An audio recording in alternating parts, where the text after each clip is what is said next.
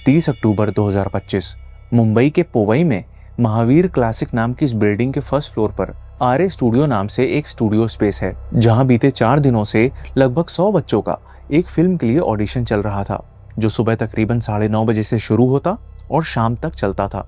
ये सभी बच्चे लगभग 8 से 14 साल की उम्र के थे, जो अपने अपने पेरेंट्स या गार्जियंस के साथ महाराष्ट्र के अलग अलग शहरों से आए थे।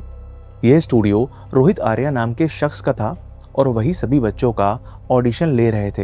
रोहित आर्या के साथ उनके project coordinator Rohan, acting instructor और एक स्पॉट बॉय भी ऑडिशन के वक्त स्टूडियो में मौजूद रहते थे। पहले ऑडिशन, फिर वर्कशॉप और लास्ट में सिलेक्टेड बच्चों का ट्रायल शूट कर 29 अक्टूबर तक पूरा स्केड्यूल रैप अप होना था। लेकिन रोहित आर्या ने ट्रायल शूट के लिए एक दिन और बढ़ा दिया। 30 अक्टूबर ट्रायल शूट का वो आखिरी दिन था, जहां रोहित आर्या ने टोटल 97 बच्चों में से 17 बच्चों को शॉर्टलिस्ट कर उन्हें दूसरे रूम में भेज दिया और बाकी 80 बच्चों को अपने पेरेंट्स के साथ वापस भेज दिया। स्टूडियो में उन 17 बच्चों के साथ 2 एडल्ट भी रुके हुए थे, जिसमें से एक कोल्हापुर से आई नारायणी जाधव नाम की बच्ची की नानी भी थी। दोपहर के 1 बज रहे थे और रूटीन के अकॉर्डिंग ये लंच टाइम था। लेकिन ऊपर से नॉर्मल दिख रही सिचुएशन में किसी को भनक तक नहीं थी कि रोहित आर्या का दिलो दिमाग एक भयानक साजिश को अंजाम देने में लगा हुआ था, जिससे पूरा देश कुछ ही मिनटों में रूबरू होने वाला था।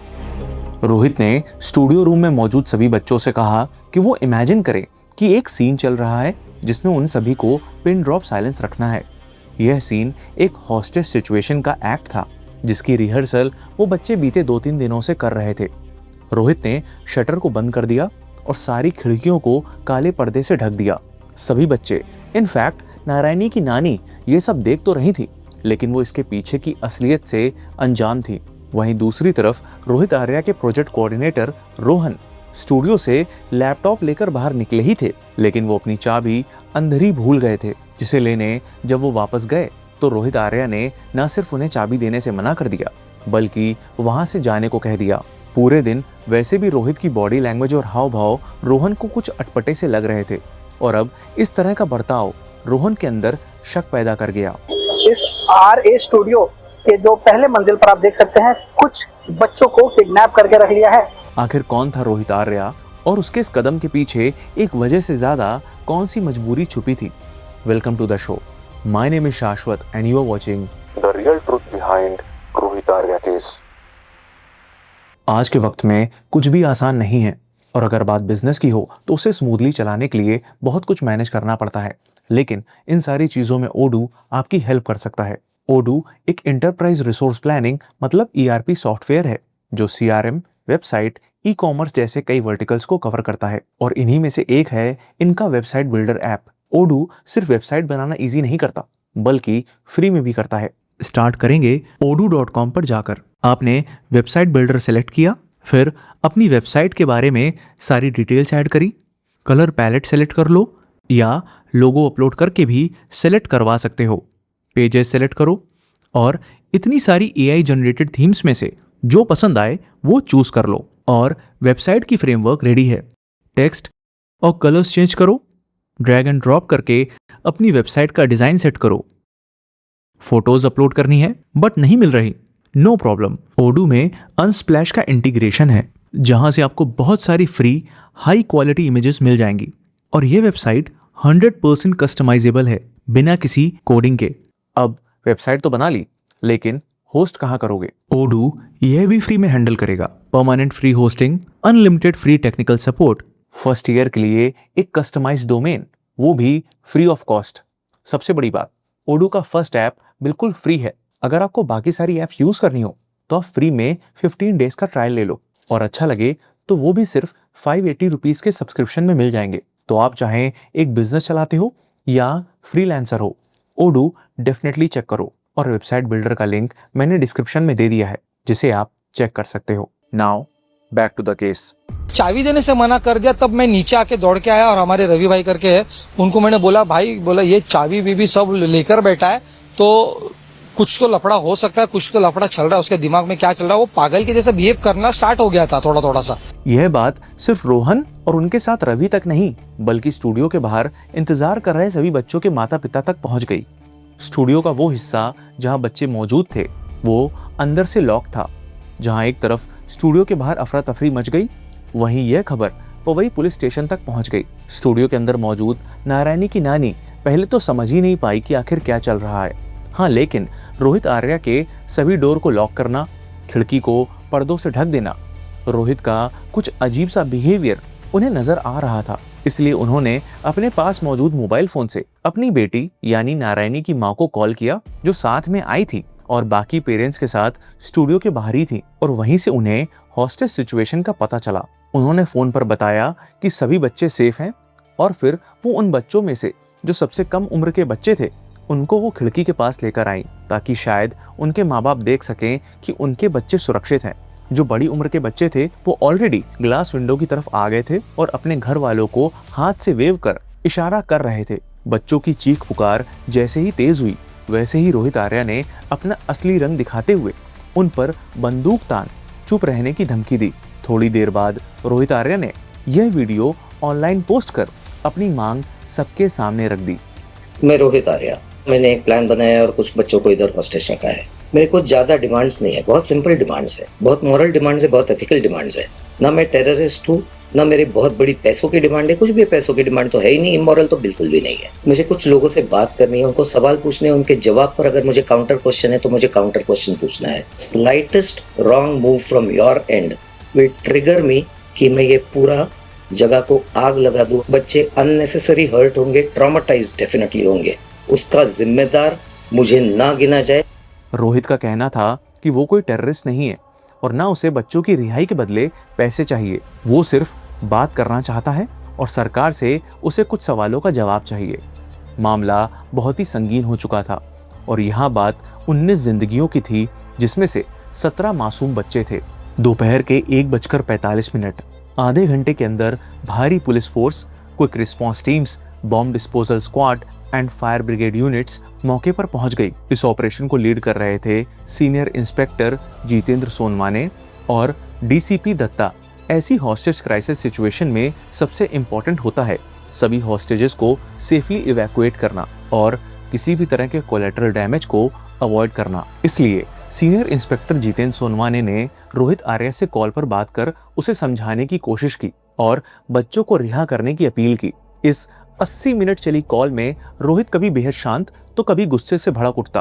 कभी वो सरकार से अपनी बात रखने की अपील करता तो कभी पूरी बिल्डिंग को आग लगा सबको जलाने की धमकी देता। रोहित ने यह भी बता दिया था कि उसके पास एक गन, केमिकल स्प्रेस और एंट्री पॉइंट पर मोशन सेंसर भी हैं। इसलिए अगर किसी ने जरा सी भी होशियारी दिखाई तो वो अंजाम भुगतने के लिए तैयार रहें।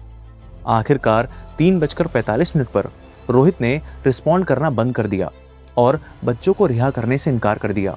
बिल्डिंग में कैद बच्चों के घर वालों का बुरा हाल था और बढ़ते वक्त के साथ खतरा भी बढ़ रहा था। इसलिए फौरन 8 कमांडोज की एक क्विक रिस्पॉन्स टीम बनाई गई। हॉस्टेज महावीर क्लासिक के फर्स्ट फ्लोर पर थे और बिल्डिंग के बाकी फ्लोर रेसिडेंशियल थे।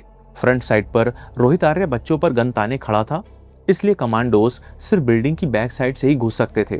दूसरी तरफ रोहन लगातार पुलिस को स्टूडियो के नक्शे से जुड़ी जो भी जरूरी इंफॉर्मेशन थी वो दे रहे थे और कमांडोज को अंदर घुसने में मदद करने के लिए रोहन ने फ्रंट साइड पर लगे ग्लास डोर को हथौड़े से तोड़ डाला। रेस्क्यू ऑपरेशन में कमांडोज की एक टीम बैक साइड से बाथरूम की खिड़की से घुसी, जिसकी ग्रिल उन्होंने उसी वक्त काट ली थी जब रोहित आर्या को इंस्पेक्टर सोनवाने अपनी बातों में उलझाए हुए थे, ताकि उसे जरा सी भी भनक ना लग पाए।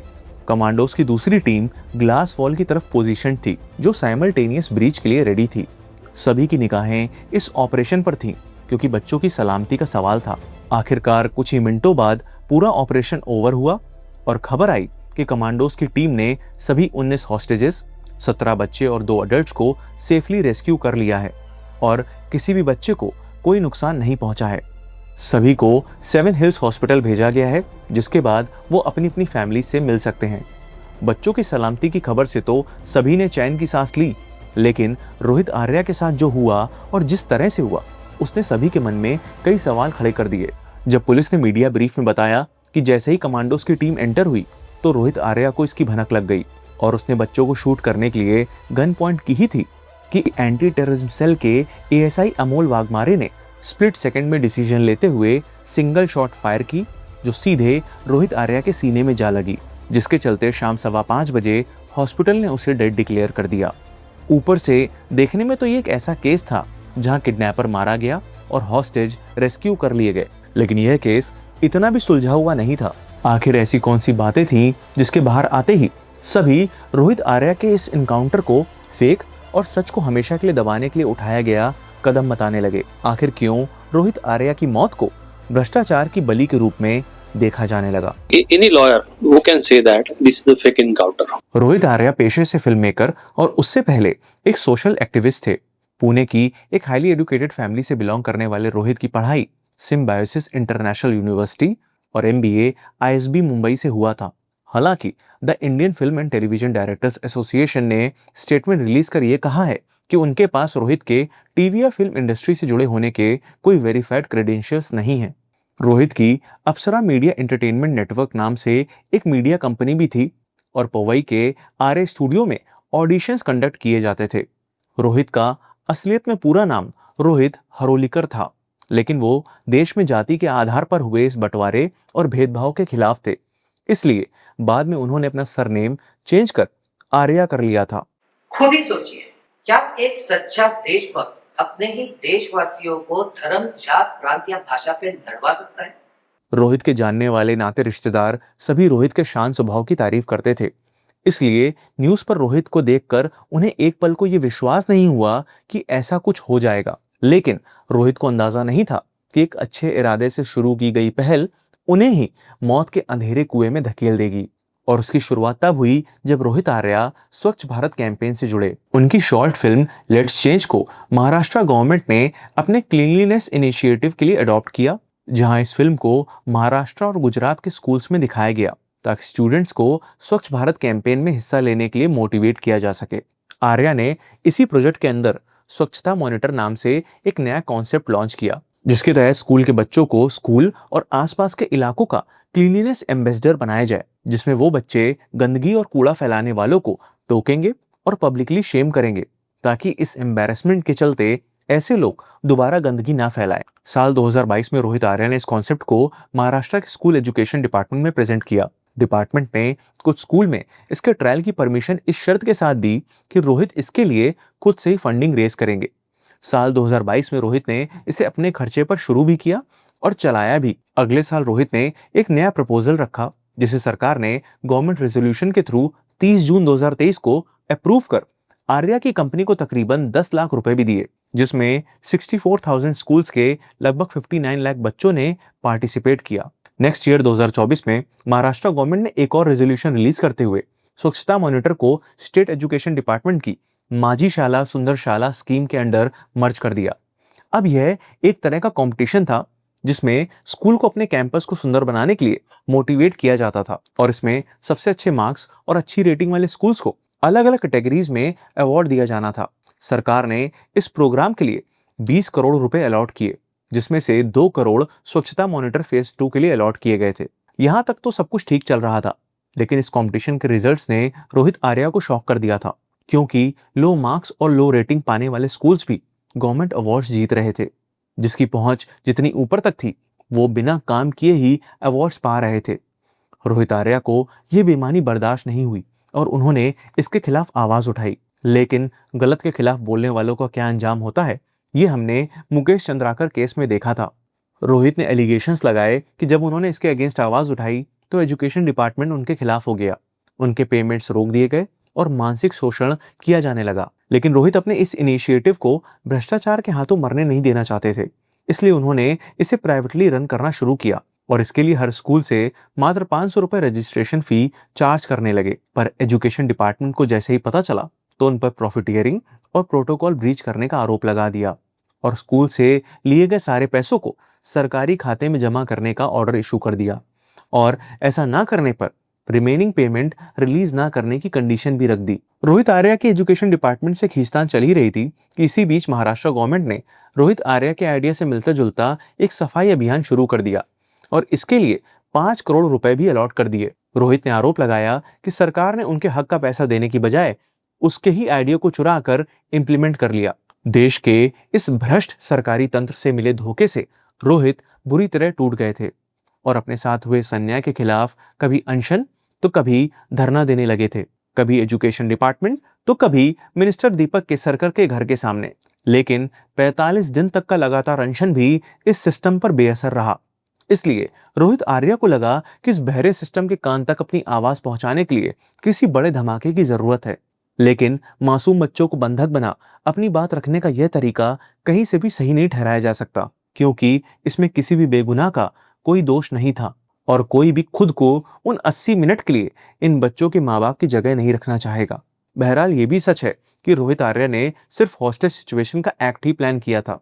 यही वजह थी कि उनके पास कोई रियल गन नहीं बल्कि एयर गन थी। इनफैक्ट इसे रियल दिखाने के लिए उन्होंने हॉस्टेज सिचुएशन मूवी के नाम पर कई एक्टर्स से कांटेक्ट भी किया था। रोहित आर्या अपने अंजाम से भी वाकिफ थे। ना किसी हॉस्टेज से उन्हें रिवेंज लेना था और ना ही पैसों की कोई मांग थी। फिलहाल लोग रोहित आर्या के हुए इस एनकाउंटर पर सवाल खड़े कर रहे हैं। रोहित के कोऑर्डिनेटर रोहन ने कहा कि वो बच्चों को लेकर नीचे भागे और रूम को अंदर से बंद करने को कहा। उन्होंने बोल दिया कि हम लोग पीछे से घुस रहे हैं। फिर मैंने बोला ये पीछे से घुसे तो उधर कुछ होना नहीं चाहिए, बच्चे लोग उधर है। तो वैसे मैं बच्चे लोगों को लेकर नीचे भागा और बच्चे लोगों को बोल दिया कि अंदर से स्टूडियो लॉक करके रखो, जब तक मैं आवाज नहीं दूंगा तब तक खोलना नहीं। और फिर तब तक एकदम राइट टाइम पे पुलिस आ गई। वहीं पुलिस का कहना है कि रोहित आर्या बच्चों पर गन पॉइंट कर उन्हें शूट करने वाला था, इसलिए उन्होंने स्प्लिट सेकंड में डिसीजन लेते हुए इनकाउंटर कर दिया।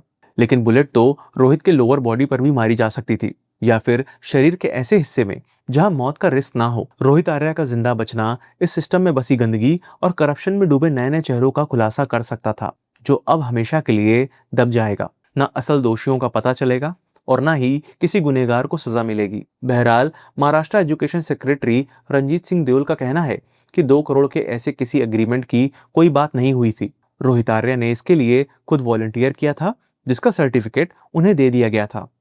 फॉर्मर मिनिस्टर केसरकर का कहना है कि उन्होंने तरस खाकर रोहित को अपने पर्सनल अकाउंट से एक 7 लाख और एक 8 लाख टोटल 15 लाख की चेक दी थी।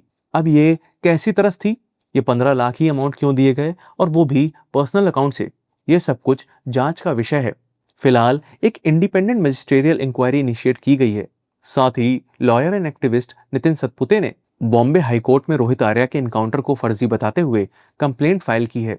ऐसे केसेस में किसी इंक्वायरी कमेटी या किसी भी पिटीशन का आउटकम क्या ही आएगा, क्योंकि यह सिस्टम सालों से हजारों ईमानदार लोगों को अपना हॉस्टेज बनाता आया है और इससे रिहाई की कीमत इतनी ज्यादा है कि ऐसे लोग बस इसकी कैद में ही अपना दम तोड़ देते हैं और उनकी आवाज कभी किसी को सुनाई तक नहीं देती।